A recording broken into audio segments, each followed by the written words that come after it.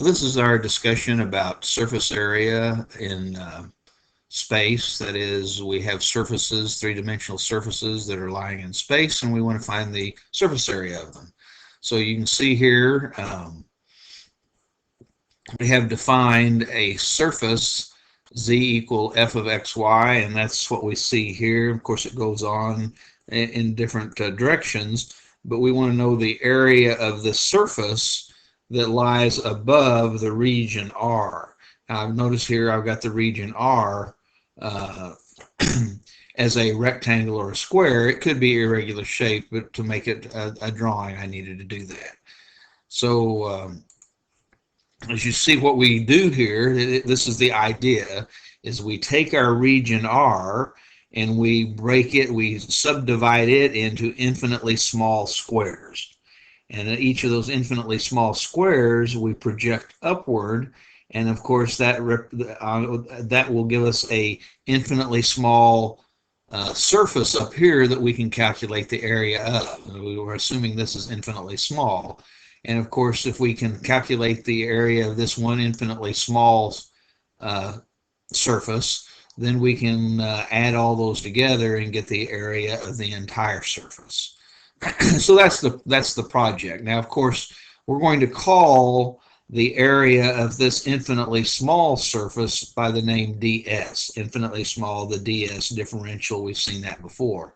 And where we're doing the subdividing, then of course what we have is an infinitely small square that has dimensions dy and dx, and the dy is here, of course, because this is where the y-axis is. So this is an infinitely small y measurement, and likewise is an infinitely small x measurement.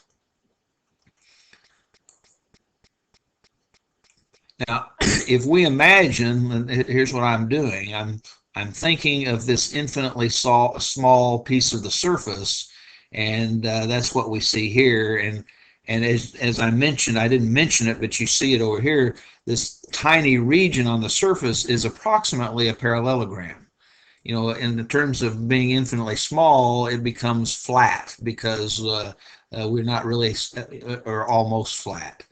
So we're taking this parallelogram shape here, and I'm defining one of the sides as as a vector that I'm calling u. So I'm thinking of this vector u that we have right here, initial point, terminal point, as the vector that's starting here and moving to here. That's the vector u. Likewise, the vector v has an initial point that is on this vertex and a terminal point that is all over on this vertex. So we see that relationship. Now, of course, this vector u is parallel to the x-axis. This vector v is parallel to the y-axis. Now, we're going to use this information in this fashion, that we remember that if we have if we have vectors that are adjacent sides of a parallelogram, then we can calculate the area of that parallelogram by calculating the cross product of the two vectors and taking the magnitude of that cross product.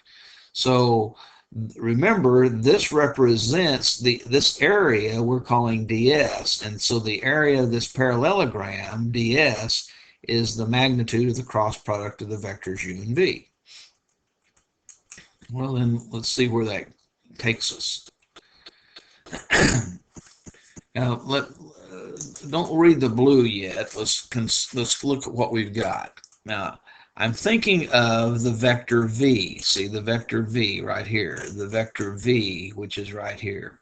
Now, this vector v is parallel of sorts. It's in the same direction of sorts as the y-axis, vector v. And so here's that vector v we're seeing right here. Now, in going in the direction of the y-axis, this is the y-axis getting more and more positive out this direction, then we have a change in the amount of y. That is, from this y value projected down to this y value is infinitely small. It's exactly this dy. That's what that is. It's this dy distance from here to here. Just think about this being way up at this position. Okay, so here's our vector v, here's the distance dy. We would like to know this distance of, in other words, the length of the side of this right triangle. Okay, now let me remind you, let's stop and think about just a straight line in a plane. Straight line in a plane that has a slope of 2. That means if we move horizontally 2 units, then we will, 1 unit, we will move vertically. We'll have a change in the vertical distance of 2 units. That's what we mean by a slope of 2. For every 1 unit we move horizontally, we move 2 units vertically. So if we move 3 units horizontally, then we'll actually move 6 units. That is 3 times 2 vertically. And that's really what I'm saying here. We're moving dy units horizontally, so vertically we're taking that horizontal distance dy and we're going to multiply by the slope, and that will give us this vertical change. Well, the slope of this vector in terms of it is really the partial derivative with respect to y. That's exactly what's going on. If we're going in the y direction, the partial derivative of f with respect to y is the slope in the y direction. So this is the horizontal distance times the slope. So that's this vertical displacement. That's the length of this side. Now, as we're going along here for our vector v, though x is fixed, it's the v that's changing, but x is not changing. And so that becomes important when we describe this vector. Remember, this vector is in space. We're just seeing it in a flat position here. The vector v has no displacement in the x direction, no displacement. So the x component of the v vector is 0. But now the y component, the displacement in the direction of y, is this dy. So the y component of this vector is dy. And the vertical component, that is the z component, is, that's what we're talking about here. We're moving from this position up to that position. That's a z change, isn't it? So the change in z is this side, dy times the partial of f with respect to y.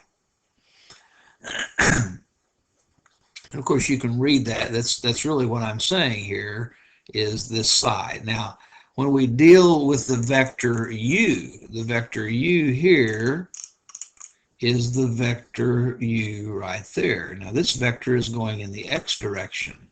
So it's going in the x direction. The y value is not changing. It's only x's that are changing. That's what we see here. And that's this part of the square down here in the xy plane. And this is a dx value. So what I'm doing, remember, in this illustration, we're going from a higher position to a lower position. That's just this illustration, but the same idea is there. So when I'm looking at the u vector, we're going from a higher position to a lower position, and we're moving in the direction of x, and then the direction of x, that we're moving this amount, which is dx. So that's why this is labeled dx. This is thinking, if when we take this coming out from us and we lay it flat, this is what we have. And likewise, the change, that is this side, the change in vertical distance is the change in horizontal distance times the slope in the direction that we're moving. And the direction we're moving is in the direction of x. So that's the partial of f with respect to x. And likewise, with the vector u, as we were just saying, we're not having any change in the y value because we're moving in the direction of the x-axis. And so when we describe the vector u, the change in the direction of the x-axis is dx. That's exactly what we're doing. So that's the dx right down here. That's the change in the position in terms of the x-axis. In terms of the y-axis, we're not getting any change in the y value. So the y component is 0, and the z component is the change in the height. That is the change in the z component, and that is, as we said, that's this side. So that's dx times the partial of f with respect to x. Okay, well, where does that lead us? Oh, let's look. Well, where does that lead us? Remember what we were doing, okay? We needed to get a u and v so we could find the cross product, so we could take the magnitude, so we could get the area ds. Look at getting this infinitely small area ds. And so to do that, now that we know u and v, we can find the cross product of u and v, and then we'll find the magnitude.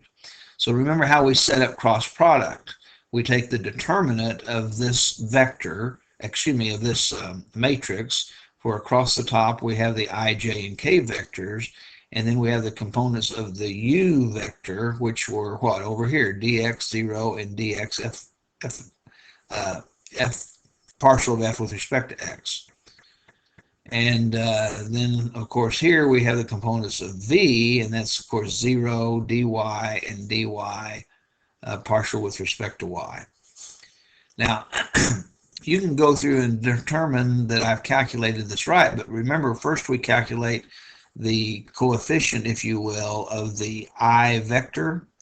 And the way we do that, of course, is we cross out the I column and the I row, and the component will be this 0 times this product across here minus this product across here. So here we see this product written, and here we see this product written. I've just happened to write it so that instead of saying dx f of x times dy, I put the dy in between. Okay, that's all I've done here. And then we change signs. We start with a negative, and we're looking for the component of j, so we cross out this column and this row, and then it's this dx times dy f partial of f with respect to y, that's here, minus the product of these two, and of course the product of these two has a 0 involved, that's this and this. And likewise, you can verify that when we're calculating the component of k, we're looking at here the product of these two minus the product of these two. Well, when we look up here at this I component, now you see I've changed forms. I'm using the component form rather than the IJK form, but the component of I, or the component of x, if you will, the x component, is going to only be this negative dx dy partial of f with respect to x, partial with respect to x. Likewise, we'll have a minus here, calculating the second component. We'll have a minus here, and this is 0, so we have a minus dx dy partial with respect to y. And then, of course, here we're just left with dx dy. Now, we could actually do a couple of things at this point, but remember how we calculate magnitude. And remember this ds, which is the area of that parallelogram, it's the area of this surface, which is the area of the appropriate parallelogram, and that area is the magnitude of the cross product. And the way we calculate magnitude is the square root of the sum of the squares of each of the components. And so I've just written that in here, the square of the first component plus the square of the second component plus the square of the third component. Now, if you'll notice, when we square this first component, we're going to get a dx dy squared, and we're going to also get a partial with respect to x squared. And likewise, we'll get a dx dy squared here, along with a partial with respect to y squared. And of course, here we have a dx dy squared. So I'm noticing that that dx dy squared is a common factor all the way across, so I factored it out. And of course, that's what we see of each of these pieces. Here we'll have a 1 left. Now, because we're taking the square root of a product, we can think of it as the square of the first factor times the square of the second factor. And here we have the square root of dx dy squared, which is just dx dy, since we know dx dy is the area of this subdivision in the plane. And so it has to be positive. And so the square root of a positive number squared is just that positive number. So this is dx dy.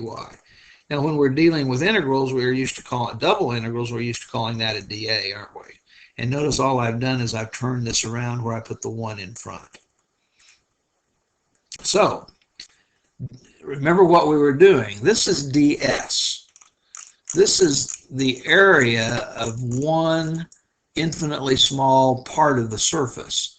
If we want to find the area of the whole surface, we infinitely add all the infinitely small pieces that we've broken this into, ds. So what we need is to add up all these ds's. Okay, imagine them spread everywhere. And we do that by integration, and we do that, in fact, by a double integration. Okay, that's exactly because this ds is a surface, isn't it? The area of a surface. It's in 3 space. So the surface area in total is the double integral of ds over the region R. And of course, that region R is what we've been referring to right down here. Okay. Hope you're not getting seasick. And so ds, we already calculated above, is this expression. So the surface area is the double integral of this expression dA. And that's really what we were going for. That's the nuts and bolts of what we're trying to do. Now let's go. Let's move on to the next page. In the next page, I really just have some comments here that you can read over. You can pause and read them over. But it basically had to do with the relationship between a length in 1 dimension, if you will, compared to an area in 2 dimensions, and how they have some similar look here.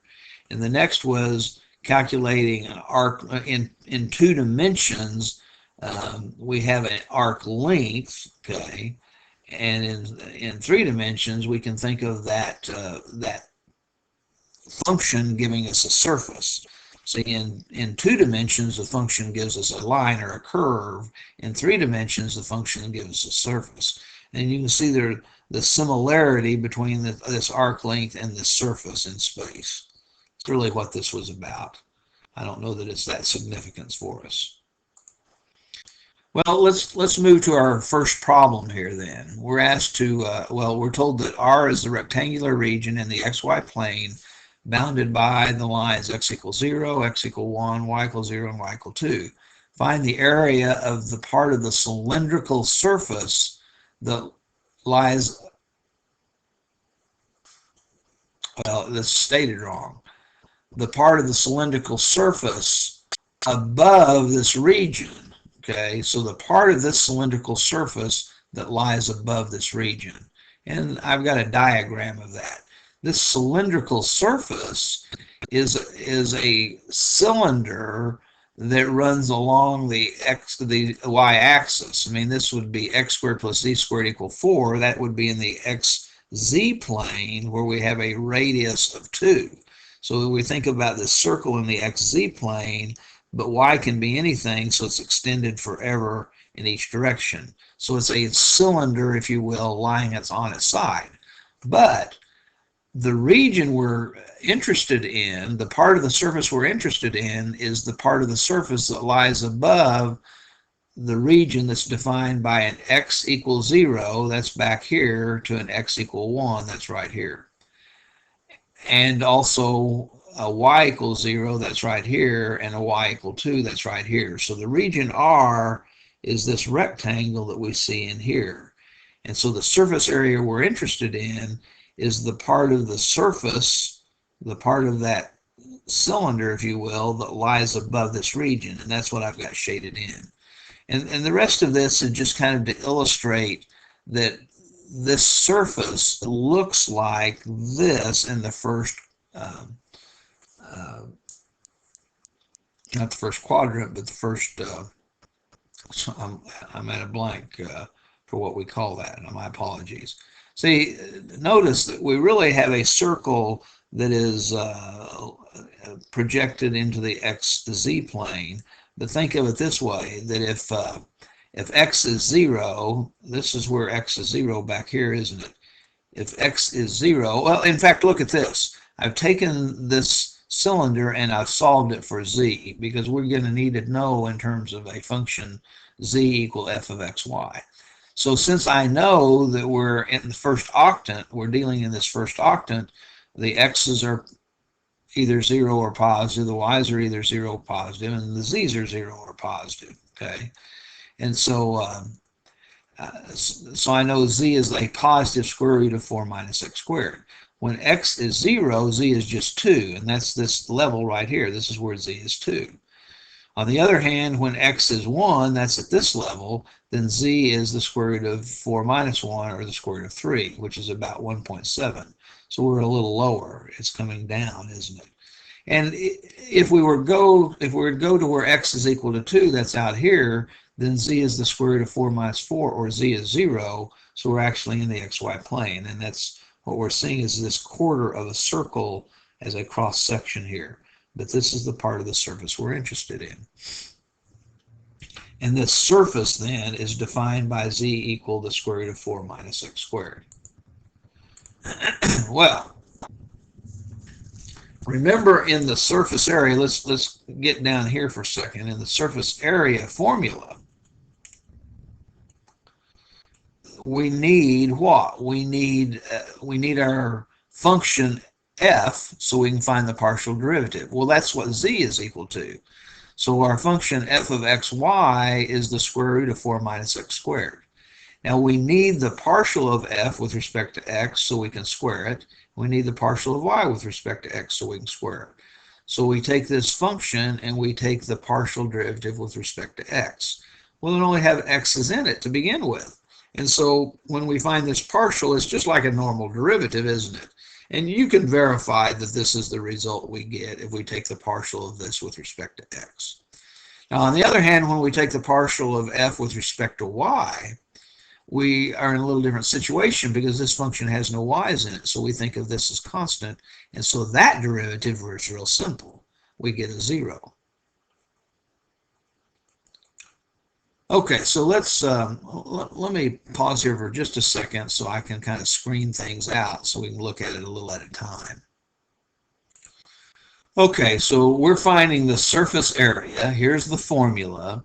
We've calculated the partial with respect to x. It's this expression. And we've calculated, of course, the partial with respect to y, which is 0. So we simply sub those values in. Here's our partial with respect to x. Here's our partial with respect to y. Now, of course, we're squaring this fraction. And so in the numerator, we simply just get an x squared. And when we square this denominator, we just get 4 minus x squared. Of course, this plus 0 out here we don't need any longer. Now, what I decided to do next is I need to simplify this fraction. So it'd be nice to have, this radical. So it would be nice to have one fraction that I can simplify. So I rewrite this 1 so then I can add these two together. And so that's simply going to be 4 minus x squared divided by 4 minus x squared. Now I have the same denominator. And when I add these fractions together, my numerator just becomes 4, and my denominator is 4 minus x squared. So this is the result we get when we add those two fractions together. Now, this is the square root of a single fraction, so we can take the square root of the numerator and divide by the square root of the denominator. So this is what we get. Now, before we integrate, it might be easier to, I suppose we need to think about turning this into an iterated integral, and I'm deciding to do in terms of dy first, in terms of y first, and then in terms of x. So let's go way back up to the top. Remember, I'm integrating with respect to y first, and so it's my y's that are changing, and my y's that are changing. This is the y direction, and so my y's are starting over here where they're 0, and they're stopping over here where they're 2. And then when I turn around and do things in the x direction, that's this way, isn't it? So my x's will be back here from where x is 0 out to here where x is 1. And so with y's, it's a 0 to 2, and with x's, it's a 0 to 1. Now, before I integrate, here's what I could do. Remember, I'm first integrating with respect to y, so this whole thing's a constant in that regard. So I'm putting it outside this inside integral. I'm putting it right in here. But 2 is a factor of this expression, and that 2 being constant can be factored out. So I've taken this 2 and moved it outside of both integrals but this part I can only move outside the integral with respect to y. Okay. Now, of course, the integral of dy is just y, so I'm evaluating from 0 to 2, and when I do that, I get 2 minus 0 or 2. So I'm taking that 2 that I get, which is right here, and I'm factoring it all the way out, so I have 2 times the 2 that just came out, that's a 4, and we're integrating 1 over the square root of 4 minus x squared. Now, I'm not going to go much further in terms of giving details here, but we should recognize at this stage of our calculus career that the integral of 1 minus the square root of 4 minus x squared that's an arc sine form, and our a value, our u value would be x, and our a value would be 2. This is 2 squared, isn't it? A squared minus u squared. And in that case, our du and dx are the same, so we don't have to do any special substitution here. Anyway, we're going to integrate that from 0 to 1, and so we'll have this 4 out here. When we put a 1 in for x, we have the arc sine of 1/2, and the arc sine of 1/2 is the angle whose sine is 1/2, and that angle is pi over 6. When we put a 0 in here, we have the arc sine of 0, and the arc sine of 0 is the angle who we take the sine of and get 0, and that's 0. So we end up with only a pi over 6, 2 pi over 3, we end up with a pi over 6 here, so we have 4 times pi over 6, which is 4 pi over 6, which simplifies to 2 pi over 3. Now what that means is we just calculated the area of this surface that we were working on, and that area is 2 pi over 3 square units. I think I've got another problem on the next page, so let's get prepared to go there. Okay, in our second problem, you can see here, we're to find the area of the portion of the surface given by f of xy is equal to 3x plus y squared that lies above the triangular region R in the xy plane that has vertices 0, 0, 0 as 1, 0, 1, 0 as 1, and 1, 1, 0. Now notice, we're really thinking in terms of the xy plane. If we thought of that as just being a plane, that would be an xy value, xy value, xy value. But we're really in space, in that xy plane, all the z values are 0. So that's what's being illustrated here. Now, to calculate surface area, this is the form we use. Okay, so we keep that in mind. To do that, of course, then, we would need to calculate the partial with respect to x and with respect to y, and then to square it. When we look up here and calculate the partial with respect to x, we just get 3. And so when we square that partial, 3 squared is 9. When we look up here and take the partial with respect to y, we'll get a 2y. But when we square that partial, then we'll get 4y squared. So we know what to plug in here. Now, the issue, though, is that we need to change this into an iterated integral. So we need to look at our diagram. Now, in the xy plane, we're looking at it in 2 dimensions. The z values are out toward us, aren't they? But all the z values are 0, so we're really just thinking of this triangular region in the xy plane. And so 0, 0 is this vertex. 0, 1 is the vertex right here, and 1, 1 is the vertex that's right here. So this is the region that we're dealing with. Now, usually in these cases, we think of this orientation, so we're integrating with respect to y first. That's what's changing first here. And then we'll integrate with respect to x, and so we're moving those little rectangles across from left to right. So if we're integrating with respect to y first, where we start our y values is along this line. And this line, we would need to figure that out. You know, what is this line? What y value is this?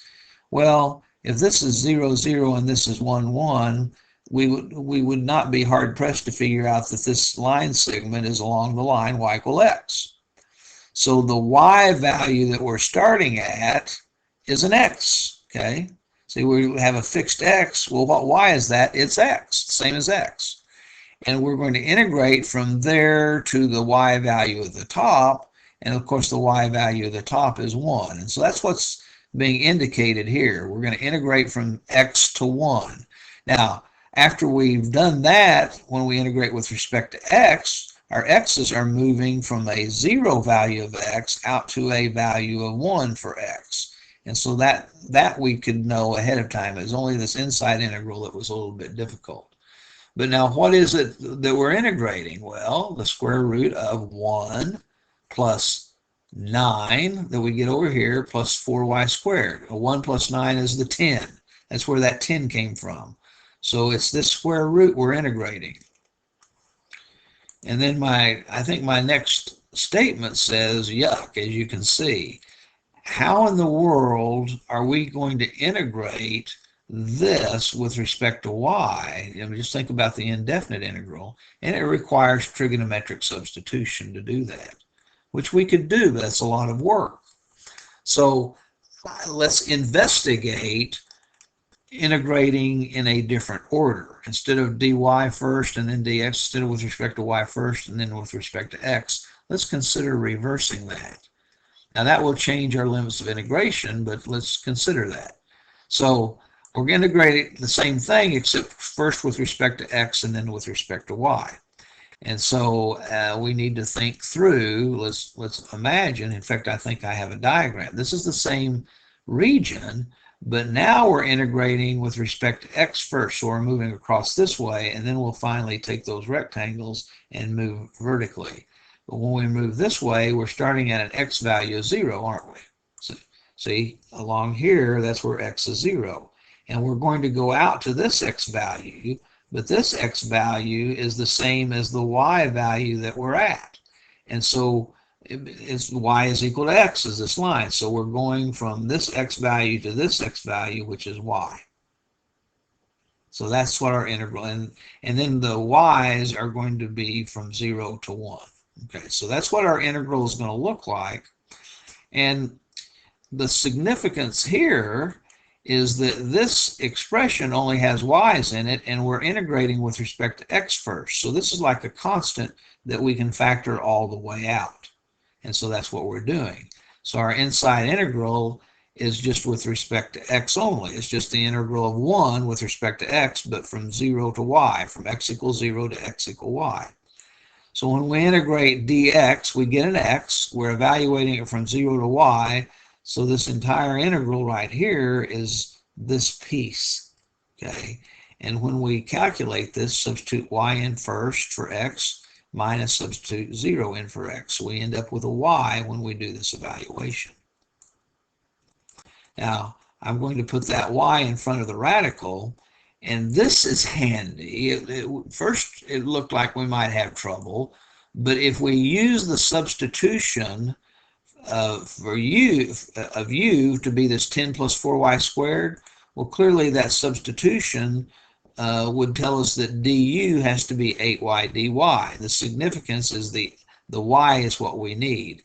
And so we end up with, and just by doing the substitution, I'll let you do the work there, but when we do the substitution, the indefinite integral will give us a 10 plus y squared, 4y squared, pardon me. I didn't say the whole thing. The indefinite integral will give us 1/12 times the u, 10 plus 4y squared, raised to the 3/2 power. And so we'll have to evaluate that from 0 to 1. Now, clearly, I didn't do all of the details for calculating this indefinite integral, but I'm convinced that you can do that. Well, when we go about evaluating this, of course, this is like over 12, and when we put a 1 in for y, we would have 10 plus 4 times 1 squared, or 10 plus 4 to the power 3/2. And 10 plus 4 is 14. So that's where this 14 to the 3/2 comes from. We put a 0 in, well, this would be 0, but we'd still have this 10 to the power 3/2, and of course that's over 12. And so this is what the result would look like in exact form, and that's approximately 1.7. So the surface area is about 1.7 square units. And you notice I don't even have a diagram of that, but I can do the work without it. So it's hard to see what we actually calculated, but we've done the calculation. I think I have an additional problem. Let's investigate on the next page.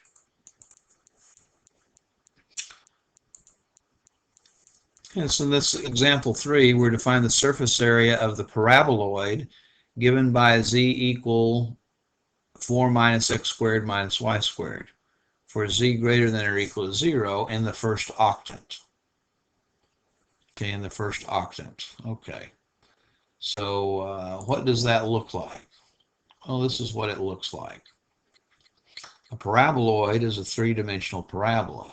And just notice at the origin here, that is when x is 0 and y is 0, then z will be 4, so we're up here. But on the other hand, if x, let's look at it this way, if x is 4, but y is 0, so we're talking about along the x-axis, x is 4, but y is 0, then we would have z is equal to, excuse me, if x is 2 and y is 0, we'd have z is equal to 4 minus 2 squared minus 0 squared, where z is equal to 0. And so that's this point, and this point as well. So in other words, we could look at it this way. In the xy plane, that's when z is 0. And if 0 is 0, we have 0 is equal to 4 minus x squared minus y squared, which is x squared plus y squared equal 4.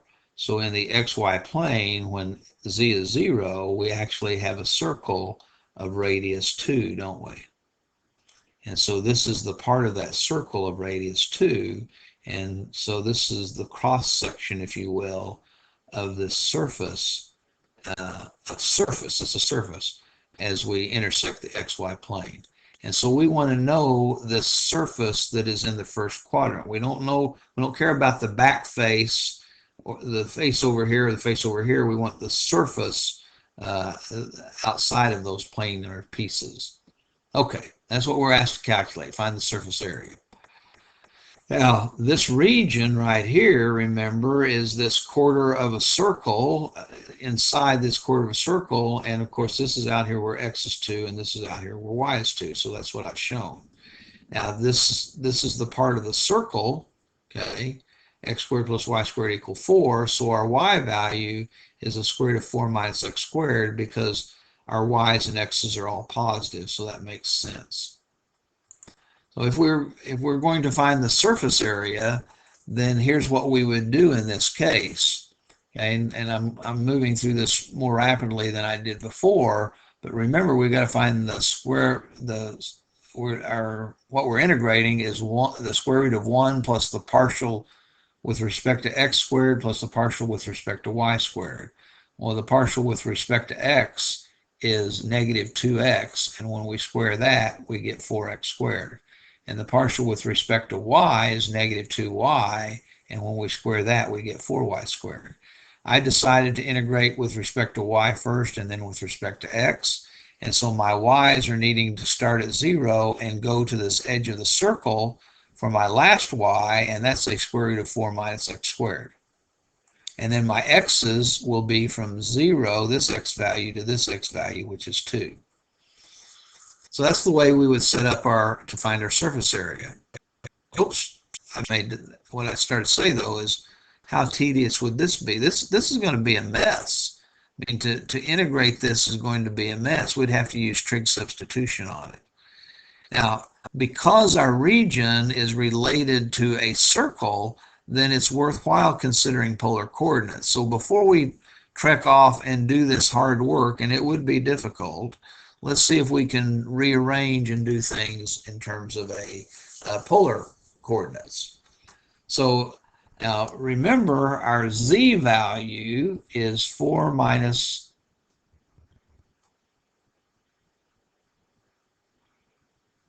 okay, our z value, I guess, actually I don't even know, So when we're using polar coordinates, remember there's two things we need to do. We need to replace dIA with r theta. That is dy dx we replace with r d theta. That's not an issue. And then we'll have to figure out what limits of integration to use, but we also need to convert our function into polar coordinates. And so here's what I'm noticing. If I look at this part of underneath the radical, 4x squared plus 4y squared, common factor of 4 there, when I factor it out, I've got an x squared plus y squared. And so this part converts to 4r squared, this part of this under the radical. And this part we're going to write as r d theta. Well, okay. So now our integral looks a little different. But now, okay, so this is the integrand. We replace this with 4r squared, square root of 1 plus 4r squared, and the dA, or the dy dx, is r d theta. Now, I'm integrating with respect to r first, and so I look up here and imagine a sector, and so our r's are starting here at a value of 0 and going out to this level, and this level is what value? Well, because it's always a distance, because this is the part of the circle, it's always the same distance no matter at what angle, and that distance value is 2. So we're always going from 0 to 2 for our r value. And then for our thetas, we're going to start our sectors down here and rotate to here, and those are from an angle of 0 to an angle of pi over 2. So we've got that set up. Now, I think that we might have a little more luck here, because notice we have this r, and that's necessary when we make under the radical our u.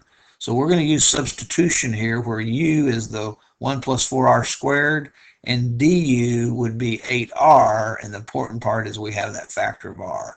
So I'm convinced that you can continue here. This inside integral right here, this inside integral results as a 1/12 times, in parentheses, 1 plus 4r squared to the power 3 halves. And that, of course, we're evaluating from 0 to 2. And without, again, a great deal of detail that I'm going to furnish at this point, this is the result we would get when we evaluated that. Now, this is a constant, and so we could factor that out, or we could just think of it as a constant, and we would be left with the integral from 0 to pi over 2 of d theta, which would end up just being evaluate theta from 0 to pi over 2, which is just pi over 2. So we would end up with a whole bunch of stuff here at pi over 2 times this expression, so that'd be a pi, and this 12 times that 2 is the 24. And that's approximately 9.044. You can furnish the rest of the details here. I know that that's not an issue. I think I've got another problem. Let's look on the next page.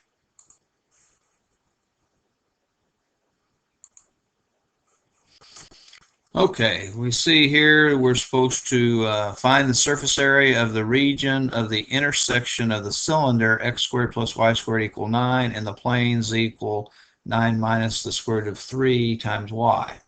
So I've tried to illustrate the cylinder, x squared plus y squared equal 9. Okay, that's like a circle, but the z value, it can be anything, and so it's this infinite cylinder. It goes up forever and down forever because we can have any z values.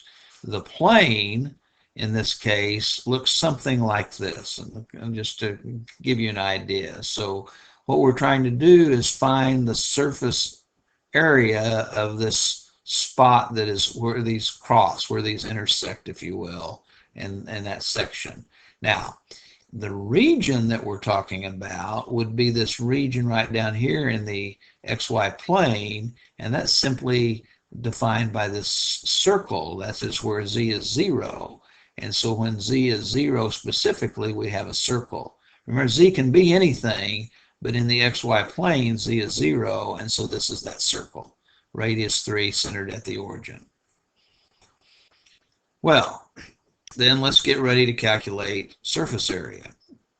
Well, in this case, I don't have a function f, and so the partial of f with respect to x is the same as the partial of z with respect to x, isn't it? So this is the way I set it up. The double integral, this obviously I haven't written surface area here, but the surface area is the double integral of the square root of 1 plus the partial with respect to x squared plus the partial with respect to y squared dA.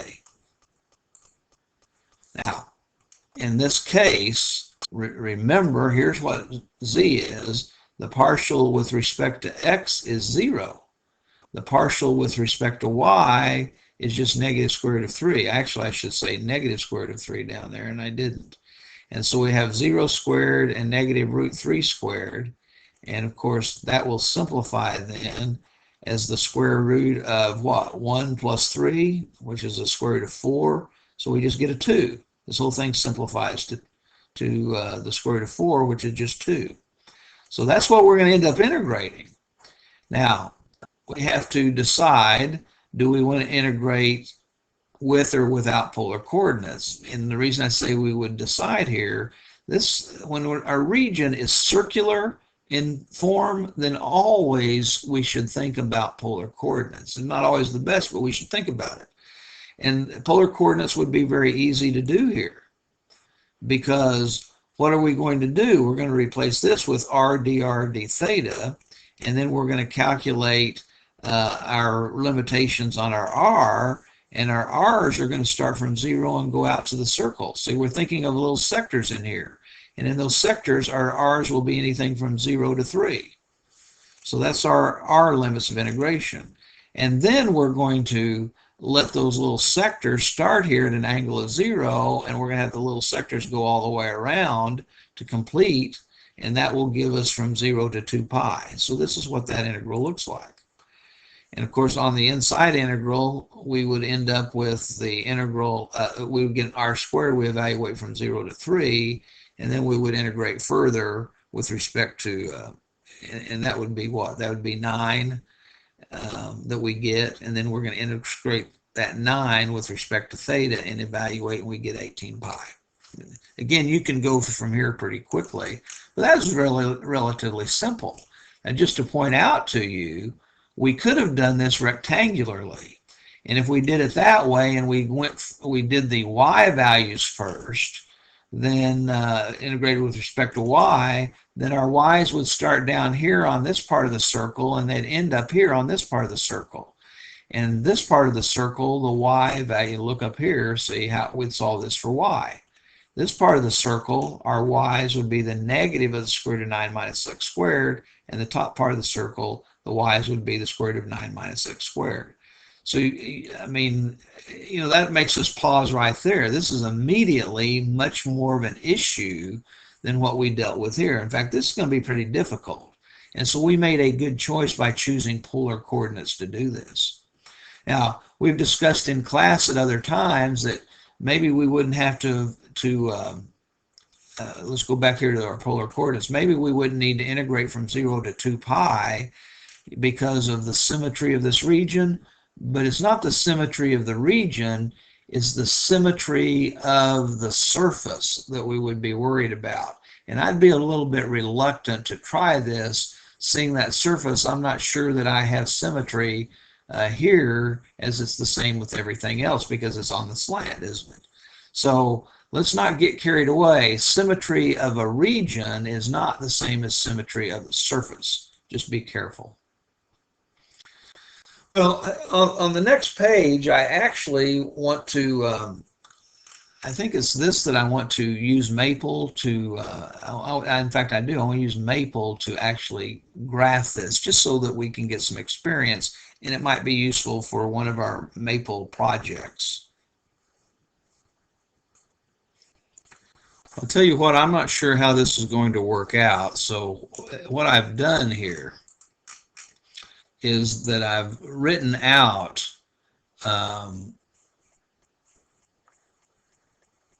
the Maple commands necessary to give us some graph of this these pieces that give us this